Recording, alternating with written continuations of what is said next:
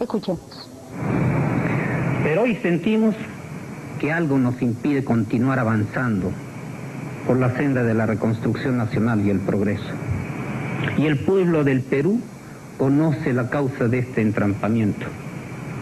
Sabe que no es otro que la descomposición de la institucionalidad vigente, el caos y la corrupción, la falta de identificación con los grandes intereses nacionales de algunas instituciones fundamentales, como el Poder Legislativo y el Poder Judicial, traban la acción de gobierno orientada al logro de los objetivos de la reconstrucción y el desarrollo nacionales.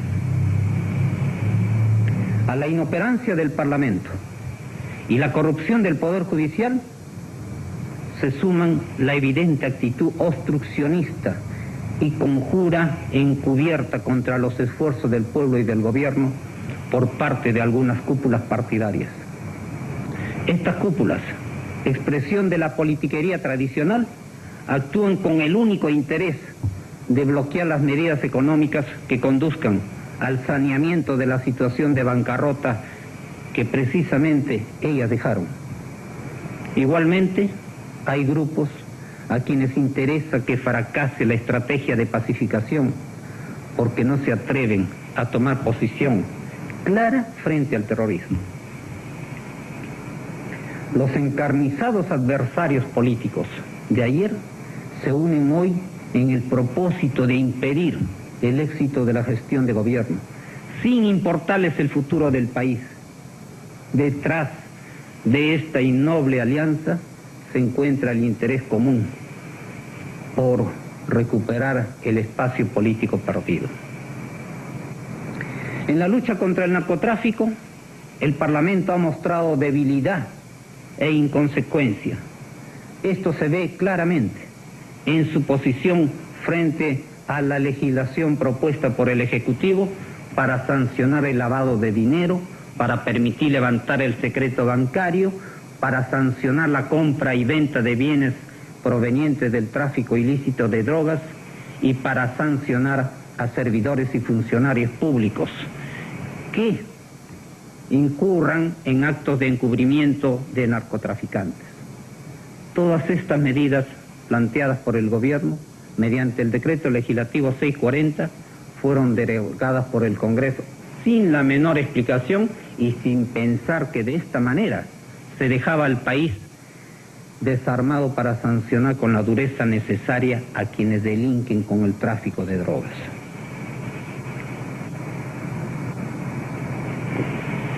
La actitud irresponsable y negativa de los parlamentarios no respeta tampoco los mandatos constitucionales, los cuales son violados conscientemente. Tal es el caso de la promulgación de la ley 25397, denominada Ley de Control Parlamentario sobre los actos normativos del presidente de la República, que pretende maniatar a este, recortándole atribuciones elementales para gobernar. Esto en aspectos tan importantes como la política económica o la lucha antiterrorista, cuando se niega al presidente la facultad de señalar cuáles son las zonas de emergencia. Sin el menor respeto por las facultades presidenciales consignadas en nuestra Constitución, incluso se pretende negarle la posibilidad de observar en todo o en parte la ley anual de presupuesto. Este exceso demagógico y obstruccionista ha conducido a un grave déficit presupuestal que podría hacer rebrotar la hiperinflación si no se toman urgentes medidas correctivas. Incurriendo en un acto que agrede y ofende a un país que vive graves dificultades económicas, el Congreso ha elevado groseramente su presupuesto y extendido indebidamente las cédulas vivas a exparlamentarios. Esta actitud demuestra la total indiferencia del Parlamento ante el reclamo de austeridad, eficacia y seriedad en el trabajo legislativo que ha hecho innumerables veces el ciudadano común y corriente.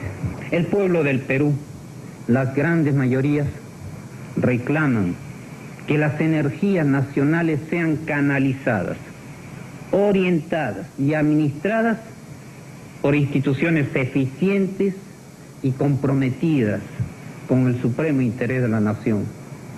Por eso, su rechazo permanente a un parlamentarismo irresponsable, estéril, antihistórico y antinacional, que hace prevalecer el interés de grupos y cúpulas partidarias sobre el del Perú.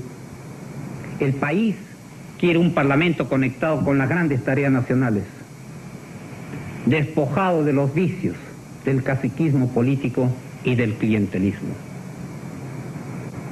La administración de justicia, ganada por el sectarismo político, la venalidad y la irresponsabilidad cómplice, es un escándalo que permanentemente desprestigia a la democracia y a la ley. El país está harto de esta realidad y desea soluciones.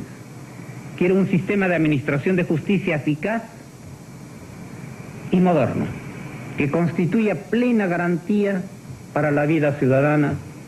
No quiere más feudos de corrupción allí donde debiera reinar una moral intachable. La corrupción y la infiltración política han llegado a tal grado que éstas se dan en todos los niveles e instancias del Poder Judicial. En el Perú, la justicia siempre ha sido una mercancía que se compra o se vende al mejor postor. No negamos que existen jueces y fiscales honestos y probos.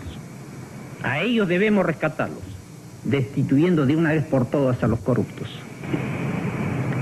Nadie duda que el Perú no puede continuar postergando indefinidamente cambios socioeconómicos fundamentales. Es por ello que hoy, más que nunca, el Perú necesita no un parche o una reforma parcial, sino una profunda transformación. El Perú no puede continuar debilitándose por obra del terrorismo, el narcotráfico, la corrupción. Tenemos que robustecerlo por la vía de una modificación radical de las estructuras del país. No podemos esperar 3 años más para que lleguen al Parlamento ciudadanos identificados con los reales intereses del pueblo. No podemos esperar tampoco un día más para llevar adelante la reorganización total del Poder Judicial. El Perú se ha jugado en estos 20 meses su destino, pero se lo seguirá jugando en el futuro, pues la reconstrucción del país recién empieza. El gobierno es consciente de la necesidad histórica de eliminar todas las resistencias y frenos a este proceso de reconstrucción. Si el país no se reconstruye ahora, si no se sientan las bases del desarrollo nacional, no hay garantía posible para el bienestar de los peruanos como colectividad civilizada, como Estado. Nuestro objetivo, compatriotas, es lograr, tras la reconstrucción, una sociedad próspera y democrática. La actual formalidad democrática es engañosa, falsa. Sus instituciones sirven a menudo a los intereses de todos los grupos privilegiados. Es cierto que la propia Constitución prevé los mecanismos para su modificación, pero es igualmente cierto que para que ello suceda se necesitan 2 primeras legislaturas consecutivas, lo que vendría a significar que casi al término del presente mandato recién contaríamos con los instrumentos legales necesarios para la reconstrucción general del Perú. Y ello, si el Congreso se decide a aprobar las modificaciones necesarias, incluyendo aquellas que son contrarias a los intereses de los propios parlamentarios, como por ejemplo la reducción de sus emolumentos o la no reelección. ¿Cuál es la institución o mecanismo que permitiría realizar todos los profundos cambios que a su vez hagan posible el despegue del Perú? Sin lugar a dudas, ni el Parlamento ni el Poder Judicial son hoy por hoy agentes de cambio, sino más bien freno a la transformación y el progreso.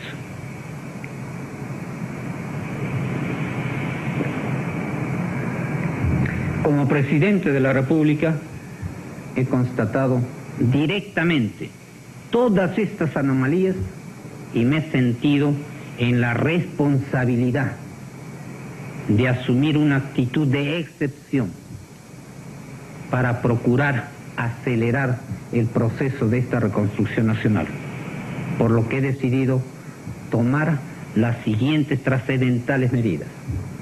Primero, disolver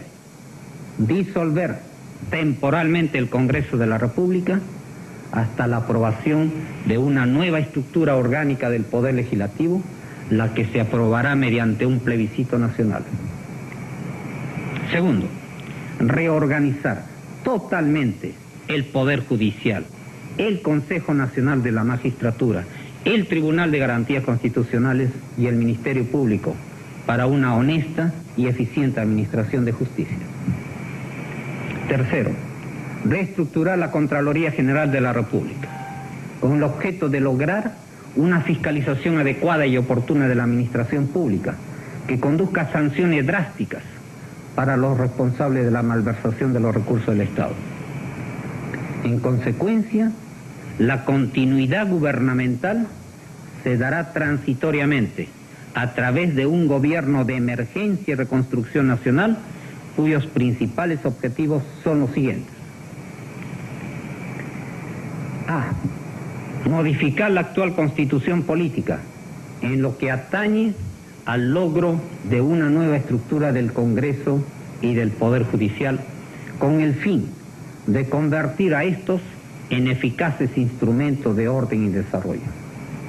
En lo que concierne al primero, establecer un poder legislativo moderno, identificado con los intereses del país y que se renueve periódicamente.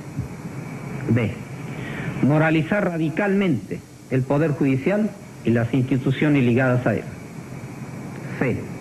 Modernizar la administración pública para adecuar a los fines del desarrollo y la mejor y más racional utilización de los recursos. D. Pacificar el país dentro de un marco jurídico que sancione en forma drástica a los terroristas y narcotraficantes, para así garantizar un clima de paz y tranquilidad que haga posible las inversiones nacionales y extranjeras. E. Luchar frontalmente contra el narcotráfico y las actividades ilícitas conexas y lograr la eliminación de los casos aislados de inmoralidad y corrupción en las fuerzas del orden y otras instituciones. F. Sancionar ejemplarmente todos los casos de inmoralidad y corrupción en la administración pública. G. Promover la economía de mercado dentro de un marco jurídico que dé seguridad y fomente la eficiencia y competitividad de los agentes económicos. H. Reorganizar el sistema educativo adaptándolo a las necesidades del desarrollo, fomentando la creación de una conciencia patriótica y promoviendo la construcción masiva de centros escolares para de esta manera paralelamente generar empleo. Y descentralizar las facultades del gobierno central mediante un proceso de regionalización que reduzca la burocracia y el número de diputados regionales. J. Elevar a mediano plazo sustancialmente los niveles de vida de la población, creando las condiciones para una plena realización de la persona humana. En tanto se mantenga esta situación de transitoriedad, quedan en suspenso los artículos de la Constitución que no sean compatibles con estos objetivos de gobierno. Así, la función legislativa será asumida por el Consejo de Ministros, el mismo que queda facultado para expedir decretos leyes.